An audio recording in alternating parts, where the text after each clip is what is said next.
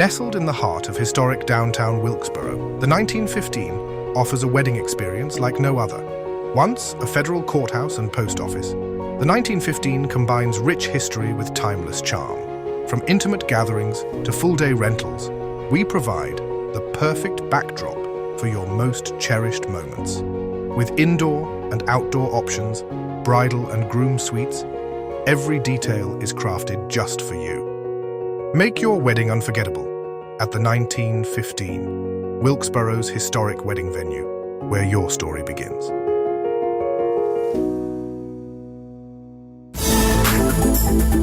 Closed captions for this episode of Life in Wilkes is brought to you by Deal Insurance Agency in Wilkesboro, an award-winning, experienced, family-owned and operated agency with service and coverage that goes above and beyond expectations.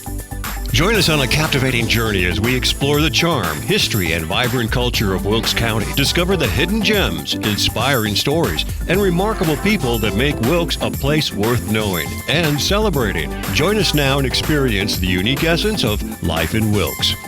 Welcome, guys. It's great to see you again. You've been on the show before. Tell everybody who you are and what does that WYLD mean? Yeah, so I'm Luke Jarvis. I'm the Executive Director of Wilkes Youth Life Development. And you got somebody with you? Yep, this is Allen Miller. He's one of our Teen Action Council members. Allen, introduce yourself. My name's Allen. I go to North Wilkes High School, and I've been involved with TAC for almost a year. And it's just been a really great experience. This is home for you, isn't it? Oh, yeah. I talk to a lot of people and I say, well, this is home for you, and just assuming, but I'm usually talking to much older people, right? So you're still in high school. Yep. Luke, that brings us to a little bit of defining what your organization is all about and what it does, because in our previous talks, when we talked about WYLD, some people would confuse it with Wilkes Youth Leadership Development, but it's bigger than that, right? Yeah, we're about life development. Life development. Yeah. That's huge. Yeah, absolutely. Not all living people are leaders. Yeah. But they're all alive. Yeah. Right?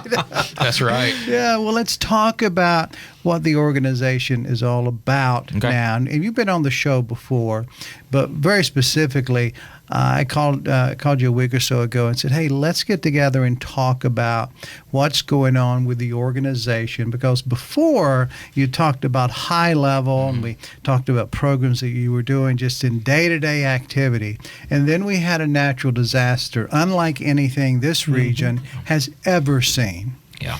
And that put your organization in a different mindset for a moment, right? Yeah, absolutely. Let's talk about that. Yeah, so overall, we're a youth-serving nonprofit, youth-led adult guide in everything we do. And back when Helen came through and devastated Western North Carolina, that was an opportunity for some of our youth to really take ownership, take some initiative, and really take action in helping their community, helping their neighbors. And it really started the Monday after Helen came through. Had some kids reach out to me. They wanted to get involved. How can we help? Downtown North Wilkesboro had flooded. So I sent out a message and I said, hey guys, we're going to dedicate Monday because you guys are out of school, and let's go and serve our neighbors, some of our community partners, other businesses in downtown North Wilkesboro that had been affected. And that is when Allen was one of our kids that showed up, and he was ready to work. He had his boots on, had his truck bed loaded in with tools, and he was ready to get into it. So ready to go. Yeah. So let's talk about that for a moment, Allen, and your involvement with the organization. Let's roll back a little bit and talk about why you first became involved, right? And then kind of how that trajectory made you make that call and say, reach out and say, hey, what can I do to help? Yeah. So I've always kind of known about WYLD, and I've always wanted to be a part of it. And last December, I was invited to go to a leadership conference that's also focused on drug and alcohol prevention. And that, kind of brought me in with WYLD, and I've stuck with them ever since. And I really like our community of how close-knit we are, and I like giving back. So whenever Luke reached out about going out and, cleaning up parts of North Wilkesboro, I was all for it, and just giving back to our community. Talk about that idea a little bit. First of all, you're in high school, and you go to North High, right? Of course, you contend it's the most prolific, most dynamic school in the county, right? And you've got a great mascot, right? Yeah. So I'm familiar with North High. So let's talk about that that moment that you are seeing what's going on with this flood. So I think we all had a different sensation. I know a lot of people I've talked to, it was, well, it's not really going to happen. It's never been like that here, to where I had no idea. So from your standpoint, your age, your upbringing, your family, your school, how did that come about? Was pre-warning part of the messaging for you or not? I just, to be honest with you, I didn't think it was going to be to the extent it was. People said it was going to be, a lot of rain, a lot of wind. North Wilkesboro was flooded before, but I think this time it was a whole lot worse than what it's been. So my expectations for flooding wasn't really that high, but just the flooding that we had here was crazy. It's fair though, right? It's like, because we just haven't seen anything like that before. I mean, if we go back to the 40s, well, none of us were alive then. We especially, and we're definitely not going back to 1919, 1918. We have no frame of reference there. Your grandfather, he was a veteran, and maybe he had a little of that experience back in the 40s, but still, it was a whole different thing, right? Yeah. So Monday, you're out in the muck, if you will. You see, so that we're clear, we're talking about, this is the Monday. This happened Friday, Saturday. I mean, this is just a few days away, right? Okay, how was that first gathering? So we have several community partners all across our county. Wilkes Recovery Revolution, they have a thrift store over on Wilkesboro Avenue, and they were flooded, and it was devastating to them. So I reached out to Devin and Walker, and I said, hey, I've got some kids that want to help. They want to get involved. What can they do? And Devin and Walker had already been over there kind of going through and assessing the damages, and they said, well, Monday we're just going to start cleaning up. Okay. We're going to go through, see what's salvageable, and evaluate. I said, well, I've got a truckload of kids that want to come work. I had other community partners that help us that wanted to get involved and give back. So we showed up, had a truck, had all kinds of hands on deck, and we just started clearing the place out. In the back of their thrift store is a cement building where they keep most of their things. Right. They said, just clear it out. Let's get everything out. Let's get all the racks out. We're going to get it. We're going to gut it. We're going to pressure wash it, and then we'll reevaluate and see what we need to do next. And that's what we did. Wow. I'm not really sure how many. I don't know. We probably had 5 or 6 kids down there, and 2 or 3 other community partners that brought some of their kids. So there's probably 50 plus people down there working, and we was able to kind of expand and go check on David's car care and support them any way we could. But being down there, that was really the beginning of the beginning things that I saw of our community coming together. And honestly, I thought, wow, this is amazing. But it was just a tip of the iceberg, because as the week went on, the community, our state, everybody just really came together to serve people that they had no idea who they were. And it didn't matter if they didn't know. They just wanted to help their brothers and sisters across Western North Carolina. Had you ever seen anything like that, Alan? No. It was just the community coming together, and not even just Wilkes, other counties coming together and supporting the counties up in the mountains. It was just something I've never seen before. What about the damage? I mean, we were filming on that day. We started the day of the flood. We were out at 5:30 in the morning, and thinking, wow, it's not going to be too bad. Yeah. And then Del Isom he and I talked the night before, and he said, Carl, it's going to get real bad. And he said probably around noon, Cub Creek will be covered. I said, what do you mean Cub Creek? He said, well, because it's already got water in it. He said, no, it's going to be out of its banks, and where the courts are and where the sport, that's all going to be underwater. Yeah. And I'm like, really? So, he was telling me that 2 days before, right? Because they were getting these. They have another line of information, that municipalities are looking at and thinking about emergency management and how do we deal with these things. And so first we went to one river at early in the morning. I'm like, well, it's angry, but it's not real big. and then I went to Cub Creek, and we found at Cub Creek there was, it was a couple of feet, before it would get out of its banks. And every half hour, we'd make a run back around and look at all the places. And then we just watch the water. We just watched it come up in the Reddish River when it came out of its banks and covered the Greenway. I mean, literally we saw the Greenway go from being dry to looking like a beach. Yeah. I mean, the Greenway coming up from CVS looked like a boat ramp. Right. I mean, if you could back a boat up down the Greenway, you could have launched right there in the river. And it's hard to imagine water rising that high. And the water rising, and why did that happen? How did it happen? Because the rain here had stopped. Right. So we were the benefactors of rain coming from other places, and flowing downhill. So where you were doing work and helping with the thrift store, so we'd filmed there as well, and literally, people are walking in water up to their waist. Yeah. And we saw the river was out of its banks into the street. Yep. And that would have been right in the path of the thrift store, right? Yeah, absolutely. I think that was Friday when we were driving around, had the whole road closed. Right. And if you pulled into Rose's parking lot, I mean, you couldn't see a road. It was all river from the parking lot through all those buildings. I mean, I think some of those buildings, the water was up to their chest if they were to get inside, like their actual building, David's Car Care, the thrift store, Extreme Collision, all those places right there. It was just, devastation. But at the same time, I don't think any of us really had an understanding of what was happening an hour up the mountain from where we were. No idea. And then by the end of that day, the sun was shining. Yeah. And we're like,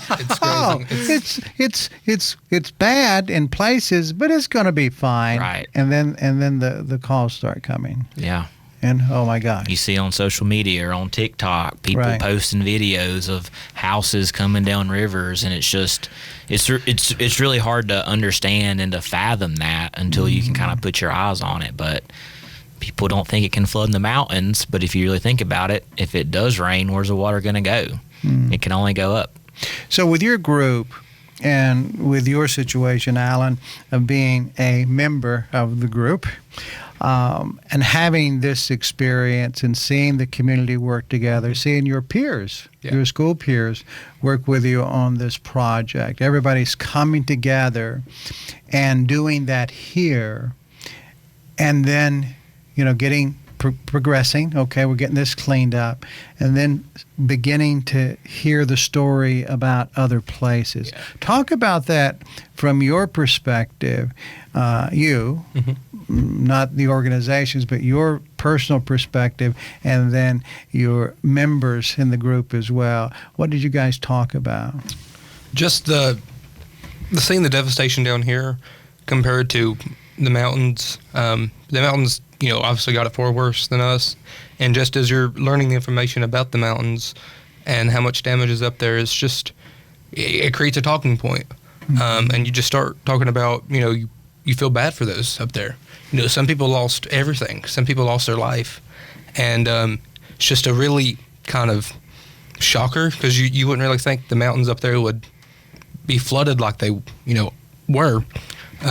So it creates a talking point, and just talking about the different aspects of the mountains and how it all happened, I guess. Right. Were you thinking about how you could help when you were seeing all these problems? And this maybe brought it back out to the organization again, as you're seeing these things happen. After you've done what you needed to do in Wilkes, what's next? Was that part of the conversation? What more can we do? Oh, yeah, absolutely.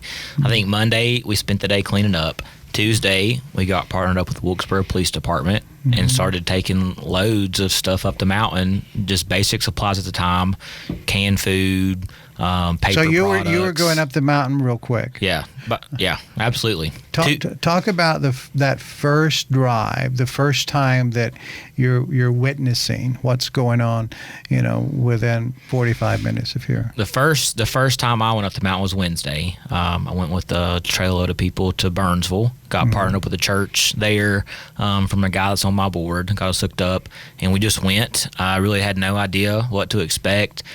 People talking about the roads closed, you're unable to access. And as we got on 40 going into Asheville, and you could just see the water, how it rose. You're going up Black Mountain, and it's just mud everywhere. And then you get to the top of Black Mountain, there's a giant landslide on your right. You're going down Black Mountain on the other side, and you can just see the river where the rivers came out of its bank. You can see cars that have floated away. You can see trash in the trees, and you're just like, oh my gosh, all this stuff I'm seeing online is true. Had you ever seen anything like that before? Never. Never had to experience anything like that. Even with, like going and doing hurricane relief along the coast and seeing that kind of damage, it just wasn't comparable to some of the things we were seeing across, western North Carolina. Did some of your kids go? I don't think we took any kids with us. We didn't really know what to expect as we were getting out there, so we didn't really want to get them in a situation where didn't know what would happen. And I think probably by Wednesday when I started making some trips, I think they were back in school. So I was trying to be a positive adult and saying, don't skip school, you should be in school. right exactly. But you were able to have this experience that opened your eyes up to this bigger the bigger picture, if you will. Do you think by being involved with helping with cleanup in the very beginning, and as you see the stories come out on social media and on TV and in papers, and you're reading those things, seeing those things, did it give you a greater sense of understanding about what people were going through? Yeah, it did. And just as the community came together, it kind of created a sense of hope that we still have in our communities, and that, even though we might have our differences, we can still come together for, one need, one cause, and that's just, helping those that have been hit by this hurricane. Nice. So that is the important message, right? There are times we're all different. We dress different, talk different, act different, but there are moments we got to pull together. Period. I just do that. Are we stronger when we do that, do you think? I think so. I think so. Absolutely. Yeah. And one thing that kind of comes to my mind is, I think it was Sunday, Tommy Rhodes had reached out to me and said, hey, we're doing a supply drive at the police department on Monday. Can we borrow your enclosed trailer? So WYLD has an enclosed trailer. We parked at the police department, and I want to say by lunch it was full of supplies. They took a load up there and had another enclosed trailer they were filling. So I think they did 2 loads on Monday, and he was like, all right, like, we're good. I mean, the people have came together, they've donated stuff, we've got our loads up there. All right. And then I get a phone call Monday night. Hey, I'm bringing a 24-foot trailer from Sanford, North Carolina. Can you guys take that? I saw your supply drive online. So I called Tommy and I said, hey, are you doing supply collection on Tuesday? Well, we wasn't planning to. Why? And I said, because I've got some stuff coming. So that happened Tuesday, and Wilkes County citizens were still bringing stuff. Sanford bought us a trailer Wednesday morning and Thursday morning. And on Friday morning, we received 17 enclosed trailers from Virginia. Wow. Yeah, so when I say it was just the tip of the iceberg of people coming together, it was just the tip of the iceberg. I mean, we WYLD has been really fortunate to have the community support. Well, we've been receiving items, monetary donations from Virginia all the way to Alabama of people saying, hey, you guys are out there on the forefront of what you're doing. We want to support you. We don't want to get in the way. Let's work through you. So you're talking about a dreadful thing that's happened, and then an outpouring, an expression of humanity that, Alan, I'm going to ask you this, but have you ever seen anything like that before? Of folks coming together and just... Yes. No, I've not. I mean, of all different types of people. Because really when you're bringing things together like that, where it's going, nobody knows. No one knows who the people are going to receive this. Right. So there's no judgments being made there. It's just here, let's give to the world. Yeah, absolutely. And those who need it most. And then those receiving it, then they don't know either. They're just in that. Yeah. Sometimes we're in a very vulnerable position, right? Did it help open that conversation up about not only the giving but the receiving, and hey, what side you're on depends upon which way the river goes, right? Yeah. You may have plenty one day, and then you may not the next day. Exactly. Right. I mean, has that been conversation that your groups had? Yeah, absolutely. I mean, from people, as a whole with WYLD, we don't really care, where you are in life or what you got going on or what you're tied to, or we're bringing everybody together. Our Teen Action Council is a big proponent of that, bringing kids from all different backgrounds, all different schools together for one mission. And this was on such a bigger scale of people coming together. It doesn't really matter who you are or where you are. We just want to support you as a human, as humans supporting humans on the most basic level.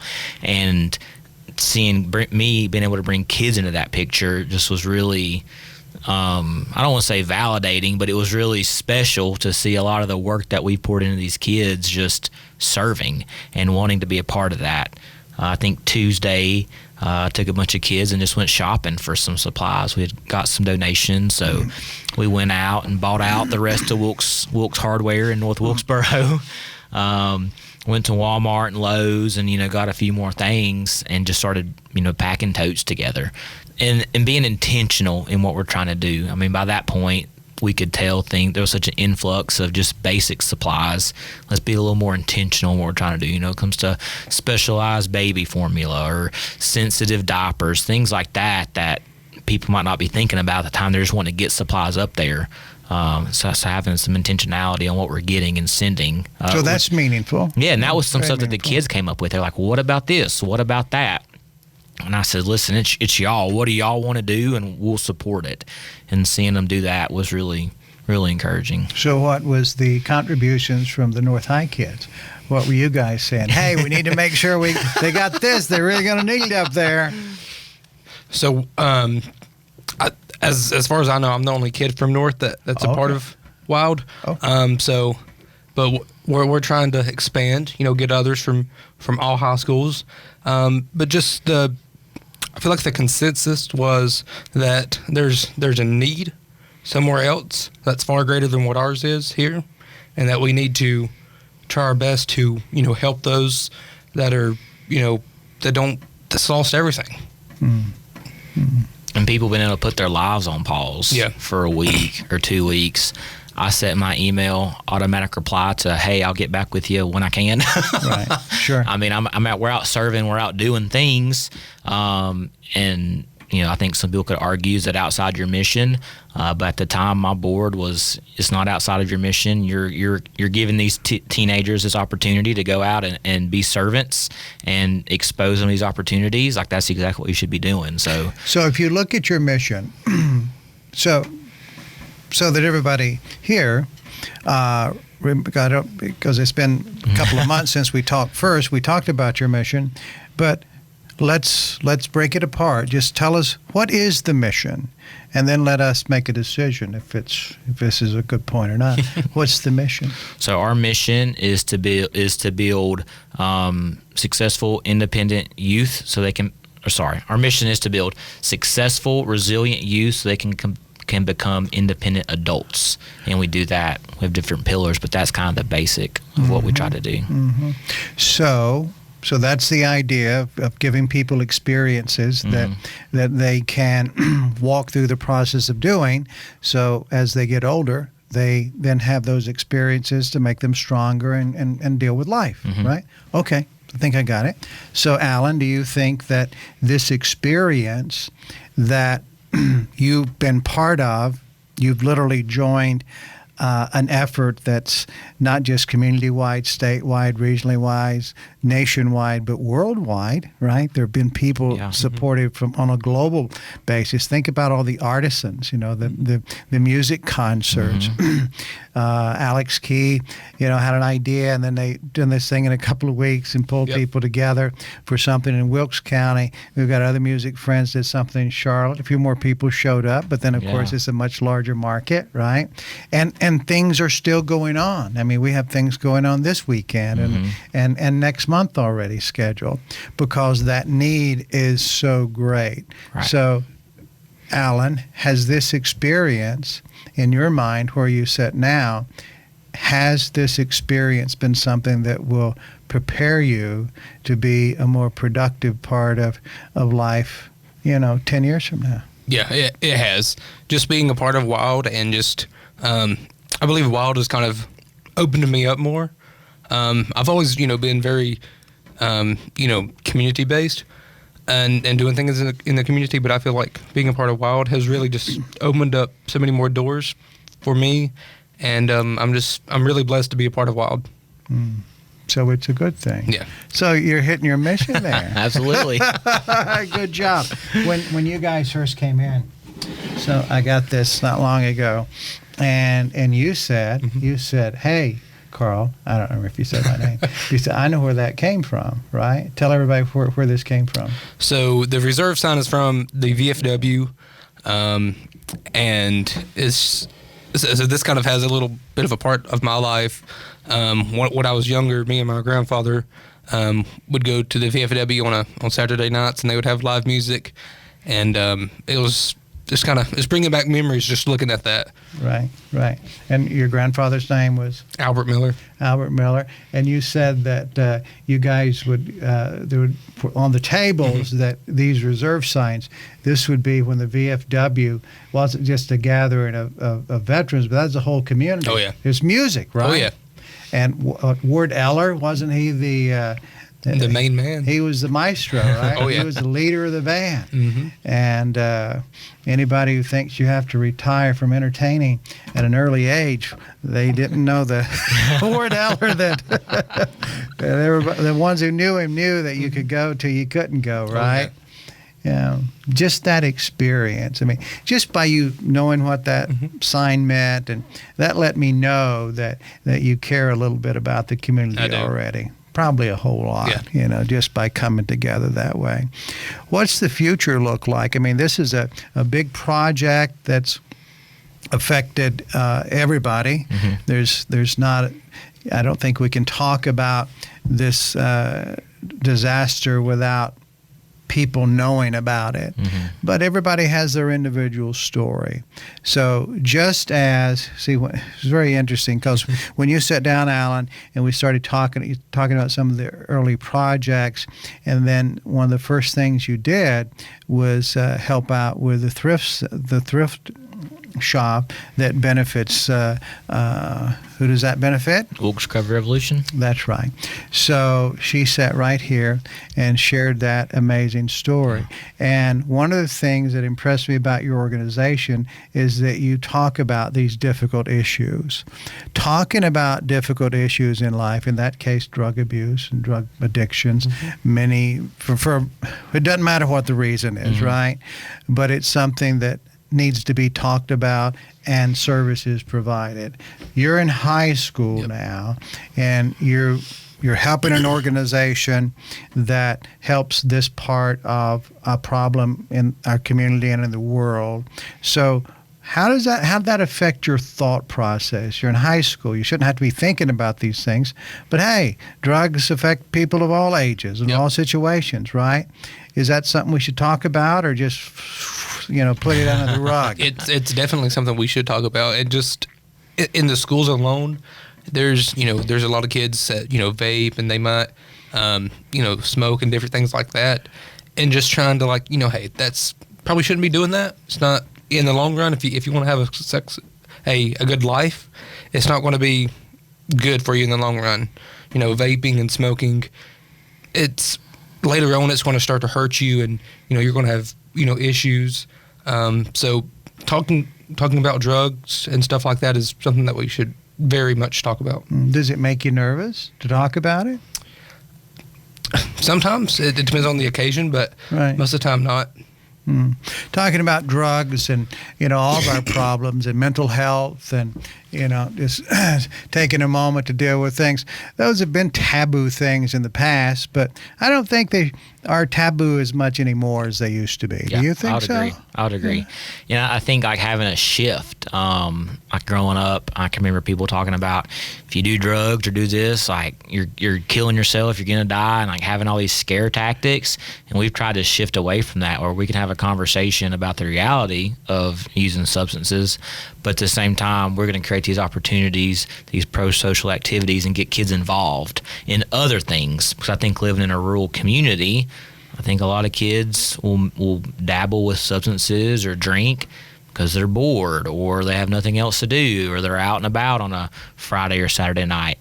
But with us, we're trying to get kids involved and keep them busy and keep them engaged and keep them looking forward to the next opportunity. And I think this whole hurricane relief effort has kept me and kept several of my staff and most of our kids extremely busy, where we're hopeful that by doing things like that, we're creating better coping habits and better ways to just keep your mind occupied. Right. Keep your mind occupied and thinking about other people's needs sometimes is the best way to do that, right? Absolutely. I think one of the interesting things about helping the people in the mountains, we're in the foothills in Wilkes, and as we, one would say, well, we've got mountains too. Well, we got the beginnings, right?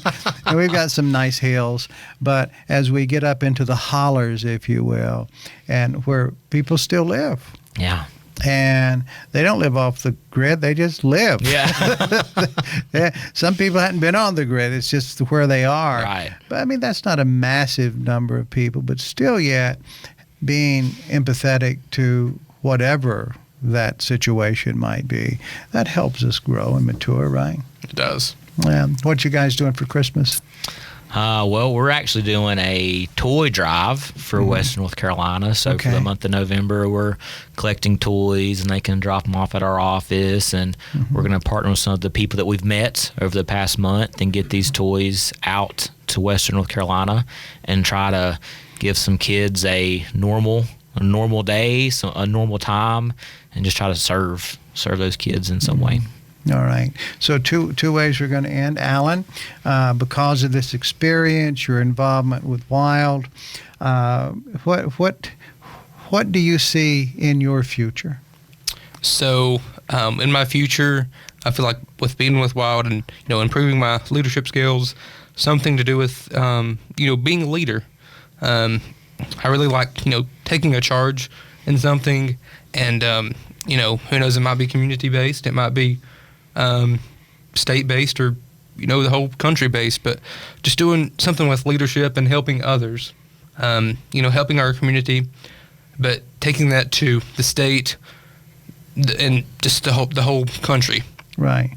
Lead in a big way. Oh, yeah. Yeah, a lot of territory. You're a territorial man. I got you. That's good. That's good. We need to know people in all sorts of places.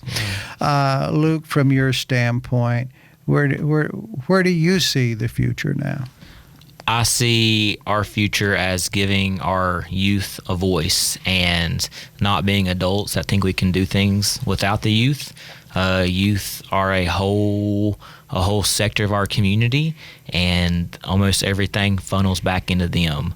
So I'm hopeful that we'll continue to use youth voice in our community, in our state, and lift them up, because they're not the leaders of tomorrow, they're the leaders of today. So let's continue to work with them and continue to grow that and continue to advocate for them. Yeah, love that. How do people find out about you? Find us on social media. You can go to our website, wilkesyouth.org.